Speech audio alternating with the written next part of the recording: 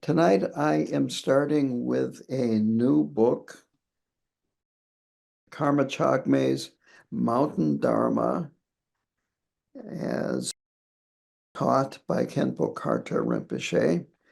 And this is volume 1.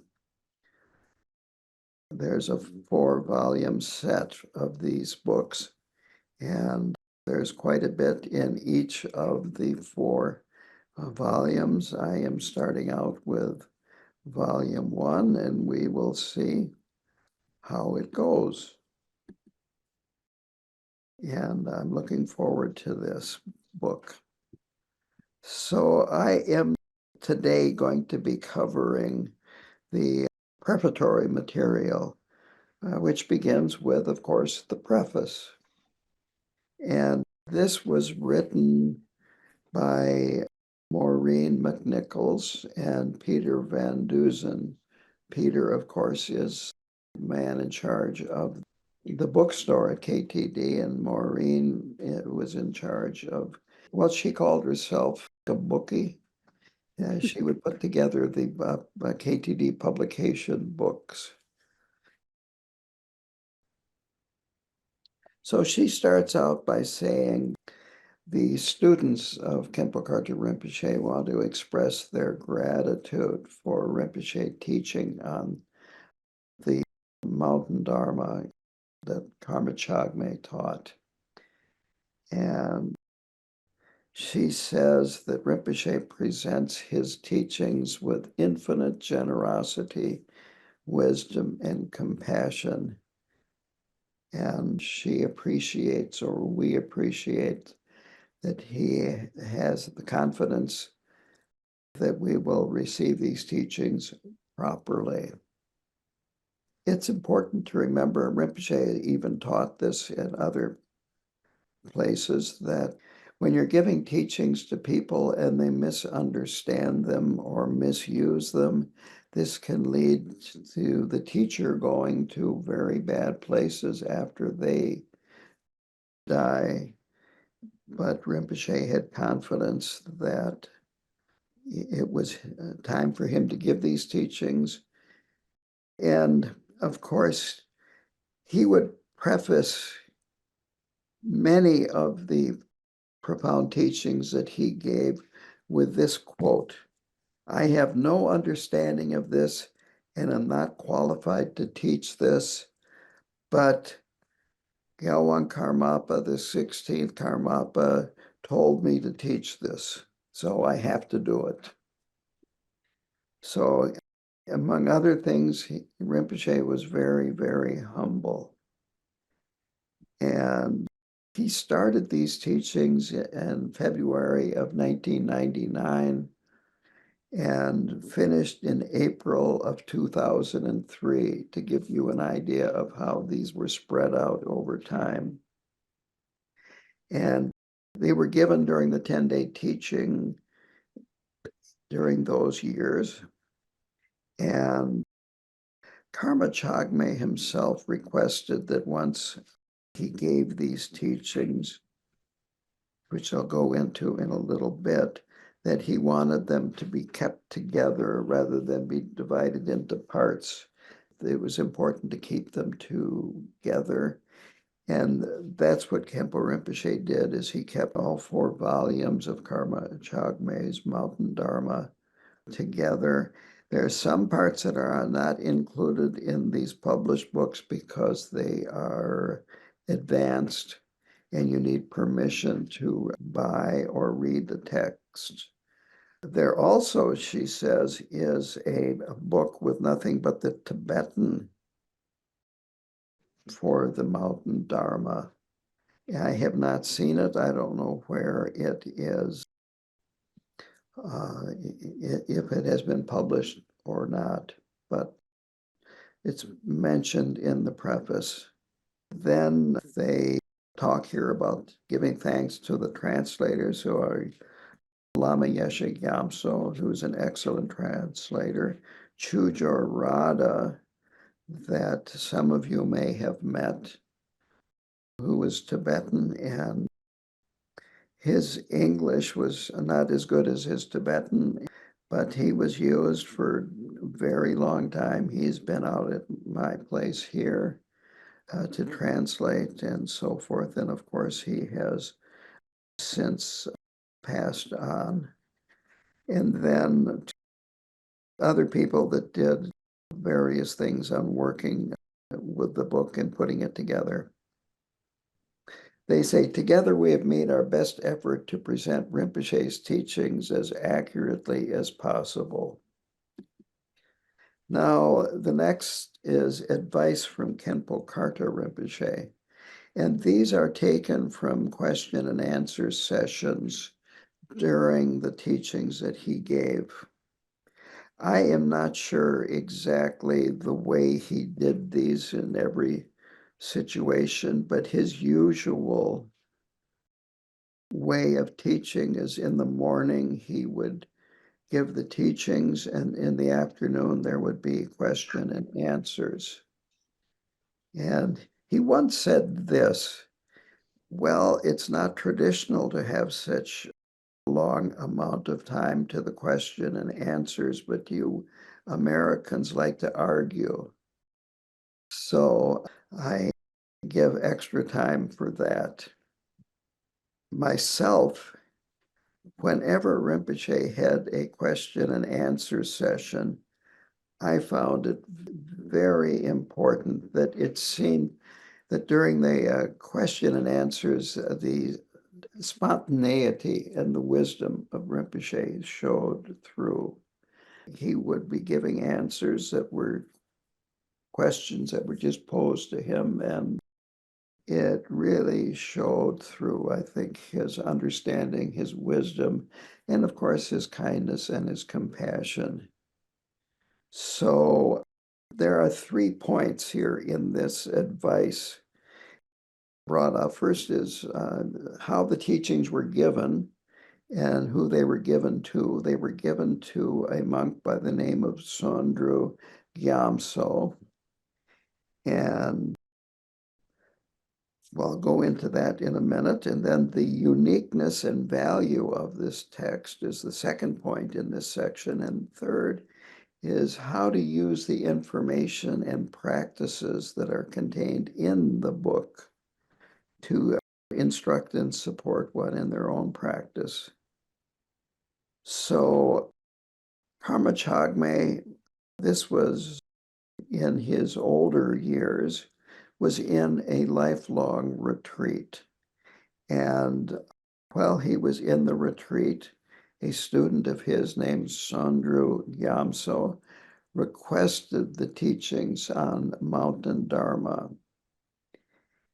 Now, the Karma Chagme had completed the various practices that he was doing and had signs of realization, and he had completed the required number of mantra repetitions and so on and so forth. Their outer, inner, secret practices to these very complicated practices that someone like Karma Chagme would do in retreat.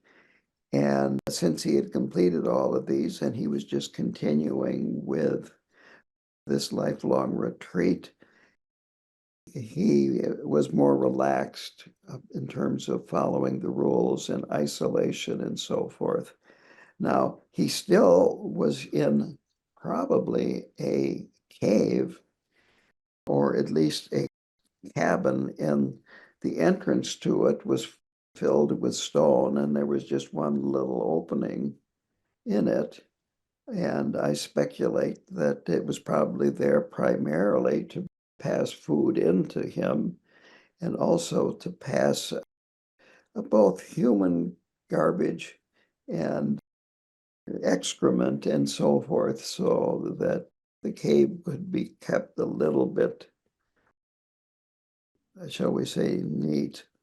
So what happened was that both Karma Chagme and this Sondru Gyamtso did not want him to pass away and take everything that he knew with him, that they wanted it written down. And so there was a scribe present also. He would teach to Tsandro Gyamtso, and then behind him was a scribe that was writing down word for word everything that he said. Then the next is the uniqueness and the value of this text. What Rinpoche felt was so unique about this was its clarity and its simplicity and its precision.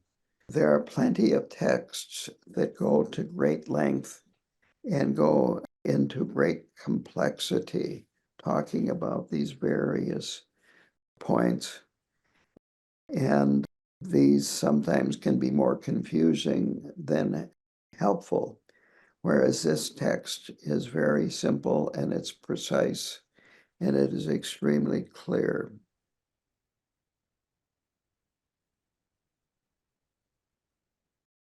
Rinpoche says that students only need to use the parts of the book that correspond to their particular practice, and they help get a much better idea of the practice and the purpose of the practice.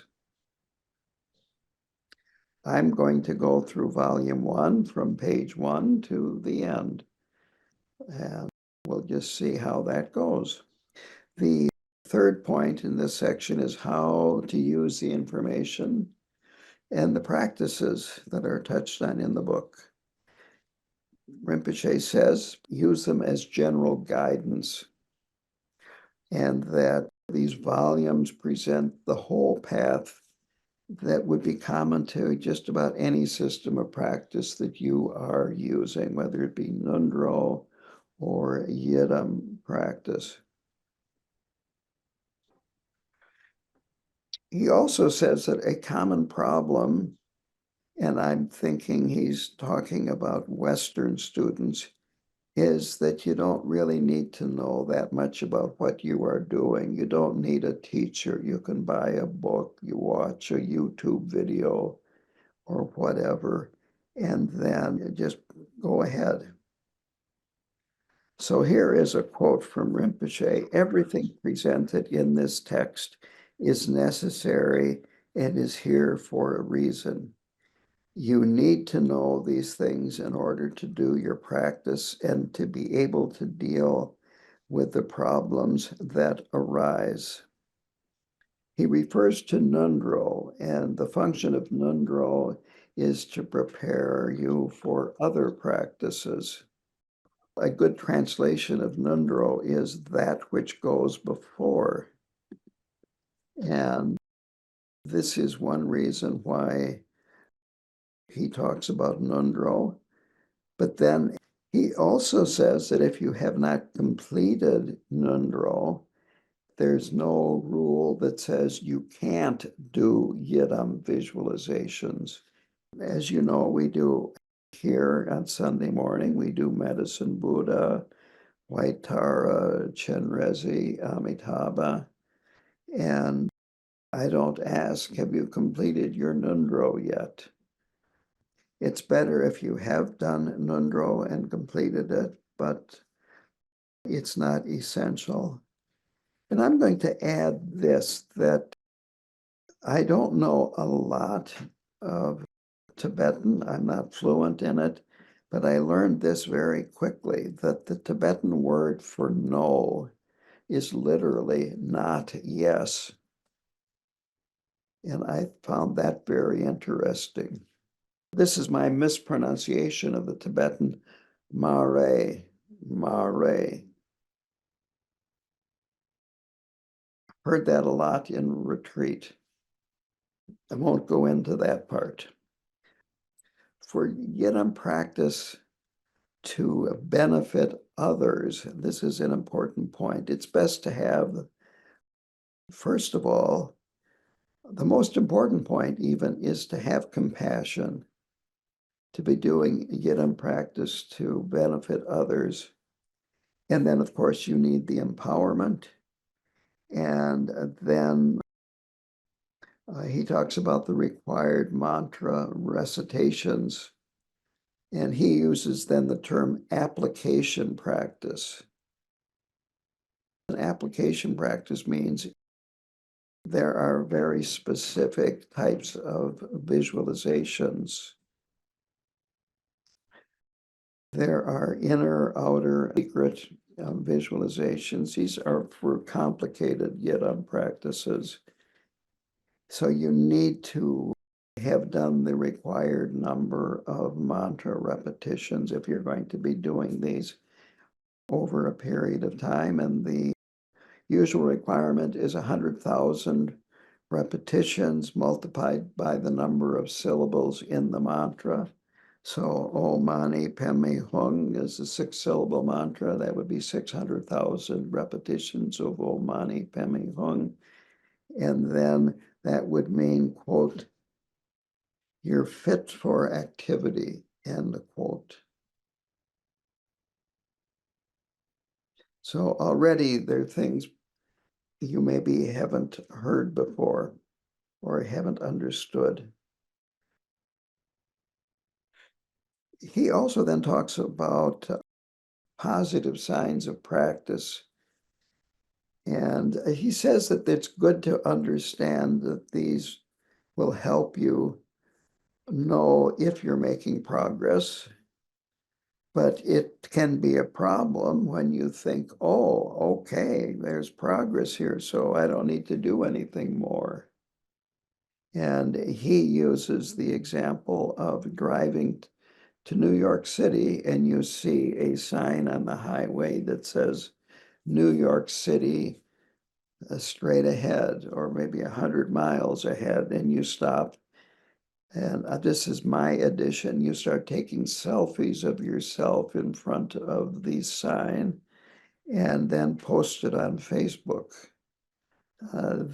No, that's not what you do when you start experiencing signs of realization. To be taken as a indication that you need to do more practice and receive more benefits.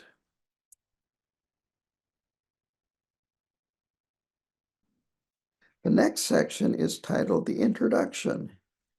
And again, these are Rinpoche's words. On the outer level, that this is a manual for all aspects of practice. And the essence of the text is to reveal our own Buddha nature. This is a really important point. Quote, it is our own genuine nature, and it is absolutely essential that we understand this as the basis of motivation to practice. We have this potential to become a fully enlightened Buddha. We never have been separated from it. We just have been unable to experience it directly or more than just a flash. He uses the example of underground water. If you have to reach water that's underground, you have to drill a well to reach it. And practice is the only way that we can directly experience Buddha nature. Studying about it will not substitute. And it is practice that allows us to attain Buddhahood. It allows us to reveal our Buddha nature and so forth.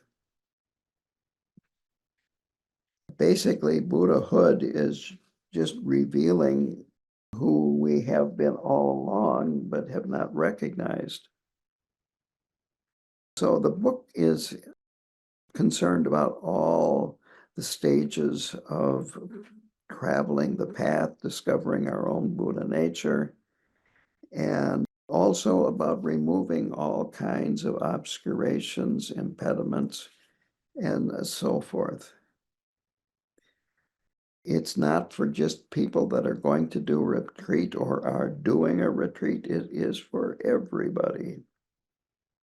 It contains all the tools, Rinpoche says, that we need to practice in order to realize our Buddha nature. He then goes on to say that it contains all of the teachings of both Sutra and Tantra. It has an explanation of the stages of discipline and practice corresponding to Hinayana, or the foundation level, the Bodhisattva vow and the Mahayana level, and then secret mantra. Now, I'm going to go into a little bit of the historical background. And again, part of this is in the book. So this period when Karma Chagme lived, there was a lot of open warfare and sectarian fighting. The Mongol army had been invited in to help the Lupas gain control of the entire country of Tibet. There was warfare between the Mongols and the Kagyus. The 10th Karmapa, Choying Dorje, was alive at this time, and as a result, he never really had much of an opportunity to teach. He had to go into hiding in a very distant part of Tibet, or perhaps even into what would have been China at this time. And this is one reason why you won't see texts that are written by the 10th Karmapa. He got into art, on the other hand. There are still Thangka paintings around today in existence that he painted. Karma Chagme, he wasn't quite so much of a controversial figure as the Karmapa was, and he was able to have more freedom, was less, and I don't know if he even was attacked by opposing forces. But the 10th Karmapa did have to basically go into hiding. And this is what I have heard. I didn't look it up on the internet to verify it, but I'm fairly certain that the Potala in Lhasa was started under the Dalai Lama. I think it's a fifth Dalai Lama that was in power at this time.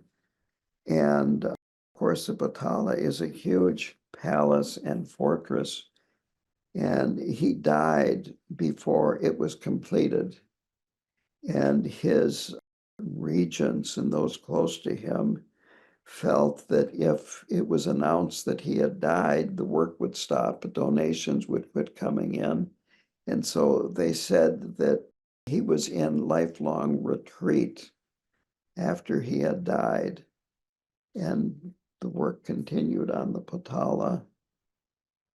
Meanwhile, the sixth Dalai Lama was born and was not identified, and he didn't know he was the sixth Dalai Lama, and he got into womanizing and writing poetry before he was discovered, I think in his early 20s.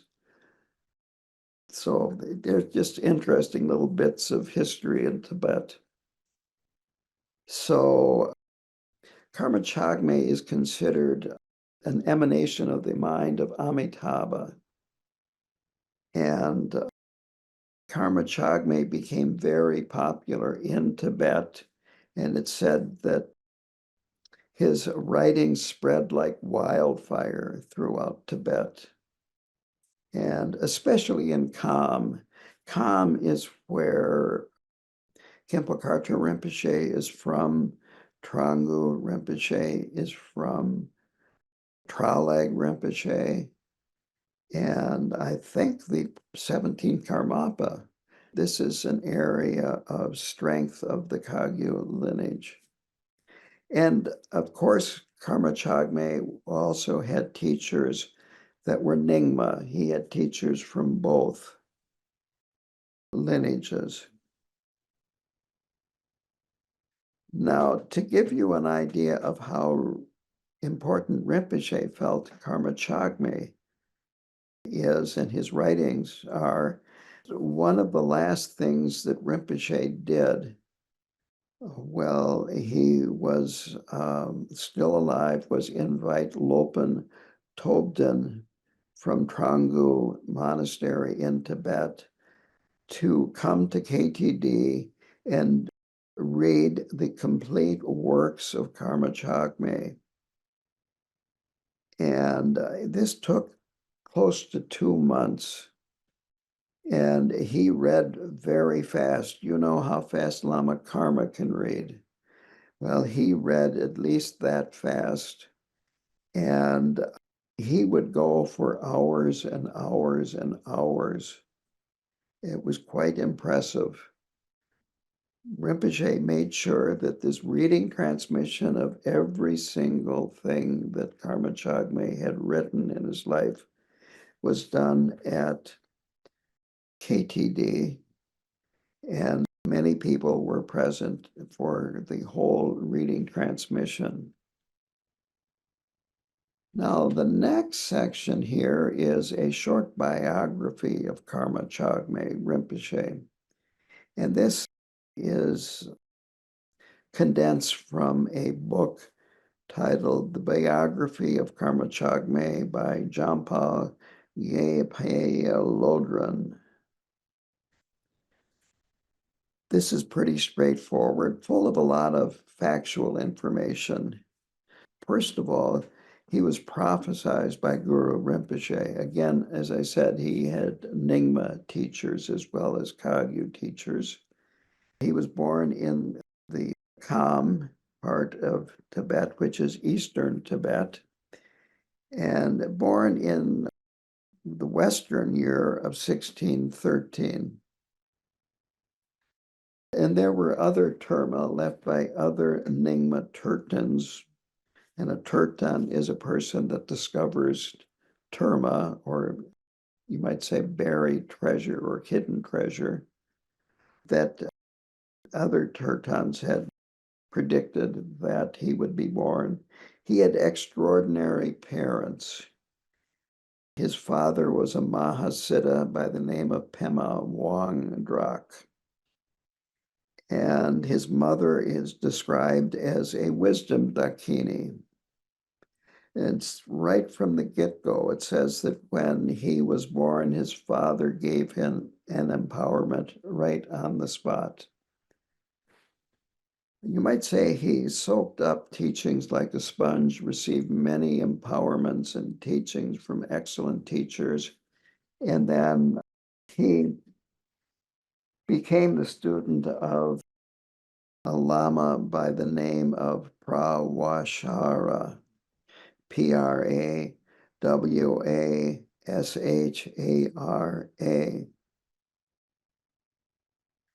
And this would be his root guru. He received many, many empowerments, reading transmissions.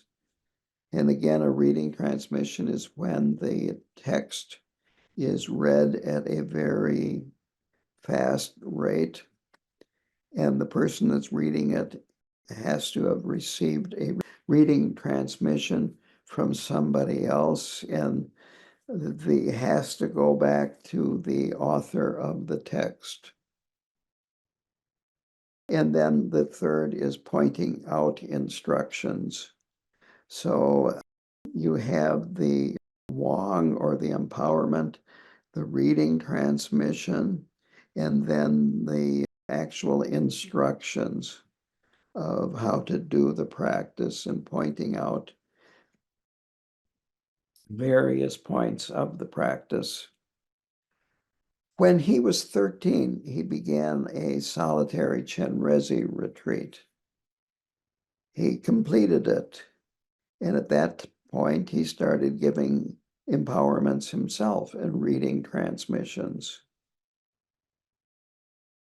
By the age of 20, he had full ordination from the 10th Karmapa, Choying Dorje.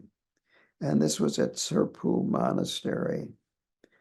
And he was given the name Karma Chagme, which means unattached. So from that time on, he worked very diligently to transmit the Dharma to the Sangha and benefit the Sangha in many different ways. He was at this time a monastery called Thupten Nyingling, Nyinling. And interestingly enough, this is associated with a group of monasteries that are in the Surmang tradition. And the reason why I found this interesting is that Chogyam Trungpa Rinpoche, his lineage goes back to the Surmang tradition. So I did a little bit of internet searching and discovered that there were three different incarnate lamas that were in charge of the Surmang tradition, and that Trungpa was one of these three different incarnate lineages. So he had some contact with previous Trungpa Rinpoches. He did receive a lot of empowerments, transmissions, pointing out instructions from the 10th Karmapa. To mention some of them here, Mahamudra, Chakrasamvara, Medicine Buddha, Vajrayogini. Then there was a public examination at the Kagyu Molam of 1635, and he did extremely well, and his fame spread. Then it says here between the ages of 11 and 37, he did a solitary retreat at least a few months every year in order to again accumulate the necessary mantra repetitions to have the accomplishment. It says here that there was not a single mantra he had not accomplished. He also received many auspicious visions, dreams, signs of accomplishment of the various deities. And I'm going to add, don't expect to have these yourself. He was a very unusual person, and obviously it was a result partially of what he had accomplished in his previous lifetimes. He then eventually returned back to this area in Kham, where he was born, did retreat, and he practiced Gyalgamso, which is Red Chen Rezi. Rinpoche taught that in a 3-year retreat, Red Chen Rezi. And he also then, at the age of 37, began a strict 13-year retreat, again practicing Gyalgamso or Red Chen Rezi and Mahamudra. And it was during this period when he wrote Mountain Dharma. It says the whole thing was written in 1659. So that's a lot of teachings to do in 1 year, these 4 volumes. He also recognized and enthroned the great Mingyur Dorje, who was a Turton and not related to the present living Mingyur Rinpoche. At the age of 50, Karma Chagme ended his 13-year retreat, but he continued to benefit beings by performing ceremonies, empowerments, and had thousands and thousands of people that would attend some of his programs.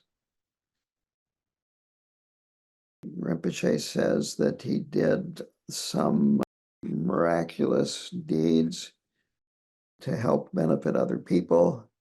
And then in 1678, he announced to people that it was time for him to change realms and to pass on.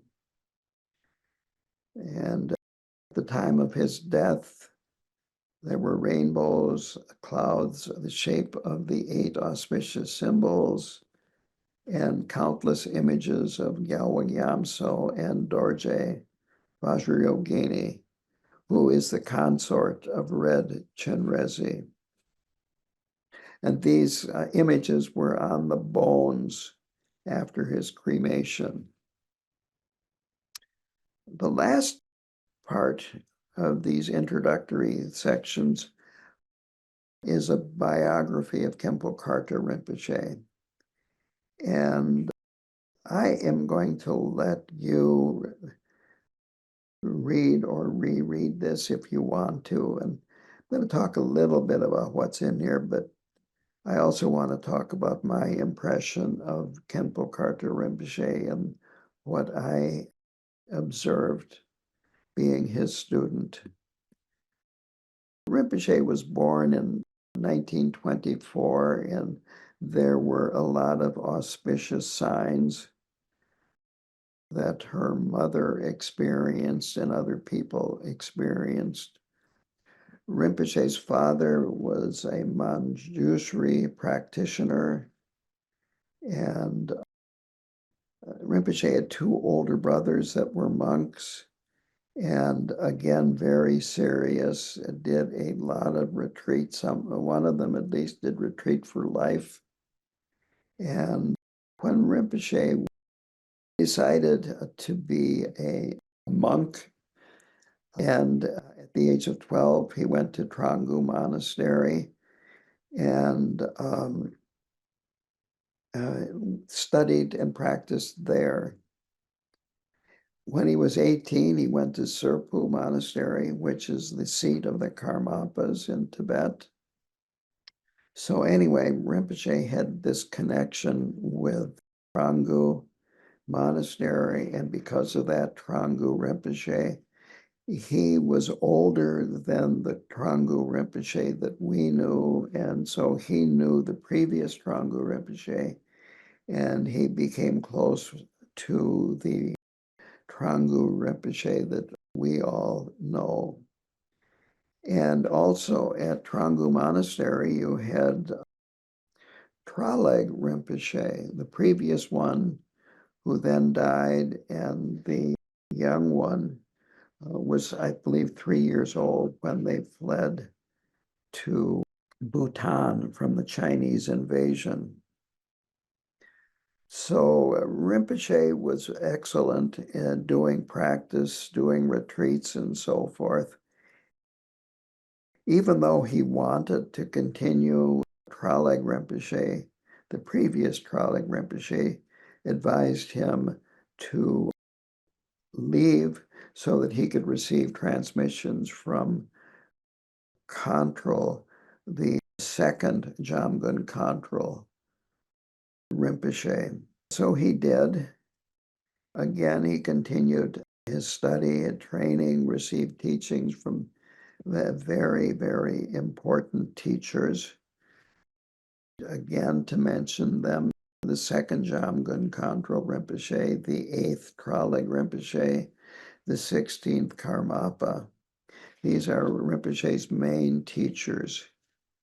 And they fled from Trangu Monastery to Serpu as a result of the Chinese invasion. Then they quickly were advised by Karmapa to go to Bhutan. Rinpoche talked very personal about this one experience that they had, and I think it was from fleeing Trangu Monastery. And actually, what happened at Trangu Monastery was in a mountainous area, and the Chinese were up in the mountains above the monastery, and they started shelling the monastery without warning. And suddenly the shells were blowing the monastery apart, and everybody was running, grabbing something valuable, statues, books, paintings, and so forth, and running out of the building. And Rinpoche grabbed an old monk, that what he felt was most valuable. So then the party left on foot. And at another point in time, they were surrounded by the Red Army. And again, they were fired on without warning. And Rinpoche said he could hear the bullets zinging by his head. And he could see them hitting the grass in front of them. And it was obviously a machine gun. It wasn't just a zing, zing. It was a machine gun.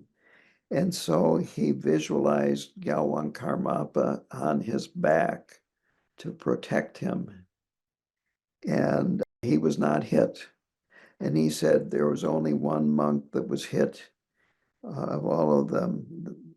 But the monk was hit in the knee and he could not move as a result of that. And of course, they left him behind and he died, no doubt. Then when Rinpoche saw the Karmapa, at one point in this visit that they had, the Karmapa got a grin on his face and looked right at Rinpoche and said, "You are supposed to visualize me over your head, not wear me like a coat." I think Rinpoche felt fortunate that he wore him like a coat because, again, he was unhurt. So from Serpu, then they fled to Bhutan. And there it was, again, difficult because Bhutan, they did not want to let them in. They were afraid the Chinese would follow them in onto their territory, and they didn't have the army to resist. So for about a month, they were stranded on the border, and eventually, I think it's through the Dalai Lama and negotiations with him, they did let these refugees in. Now, Rinpoche became very ill. This was a problem probably since Tibetans started going to India back who knows how many thousands of years ago, because the Tibetan climate is dry and the Indian climate is humid, and they would get a lot of lung diseases. And Rinpoche got tuberculosis, and he eventually was in such poor shape that the Karmapa told him to go to the United States for medical treatment. And oh, by the way, when you get better, start KTD for me. They came not necessarily at the same time. It might have been after the second visit that Karmapa made to the United States, but that was one of the instructions he gave to Rinpoche. So when Rinpoche came to the United States, he was very sick. It says that he spent a month in the hospital.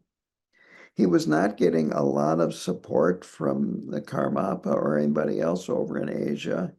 And the story about him, here's another story about him, that they in 78 were given this old kind of resort hotel on Meads Mountain Road. They turned into KTD. And the main building, they had a kitchen there. They had a shrine room, a dining room, offices, and then individual rooms for people to stay in. And Rinpoche stayed in a room there. Again, it was like a resort hotel, so they had all these small rooms. Now, there was a woman that stayed there that got my curiosity. When there would be a meal, and there'd be breakfast, lunch, and dinner, she would sometimes come late, and she would pass by Rinpoche's table. And Rinpoche would take something off of his plate and give it to her. Her name was Mrs. Page. And the story that I heard was that when Rinpoche and Tenzin Shoni and some other well, Chujor and some other Tibetans came, they had no money. They had very little money, and they were literally dumpster diving for food sometimes. And Mrs. Page saw them doing this, and she offered them food. She fed them. And now that the tables have turned and Mrs. Page is very old and frail, she was staying in this old rooming house or resort hotel, and Rinpoche was taking care of her. So there's another story about Rinpoche and his infinite kindness. To kind of finish this up, they did open up KTD on the day, an auspicious day. It was Sagadawa in 1978. The Karmapa had wanted them to open up on that day because it is an auspicious day. So then Rinpoche became abbot of the Karmapa seat in the United States, actually in the West. And Rinpoche started giving teachings. I met Rinpoche in 1988 when he came to Chicago. And that was the first time I met him. He was the first Tibetan that I ever met. I'm not sure if Chujur was his translator or not. I can't remember, but I remember being very impressed with him. And I feel very fortunate that I was able to meet him. And then the next year, I went out to the first 10-day teaching in July of 1989. And what I was told by his students, like Lama Kathy Wesley, is that the first 10-day teaching was a turning point for Rinpoche. That before he had been giving Hinayana and Mahayana teachings, and now he was giving Vajrayana and Mahamudra teachings. He was teaching from the book, The Profound Inner Meaning, and this was very Vajrayana. It talked about the channels, the winds, and the tigli, and I'm not going to go into that anymore at this point, but it was all totally new to me. Again, I was incredibly impressed with him.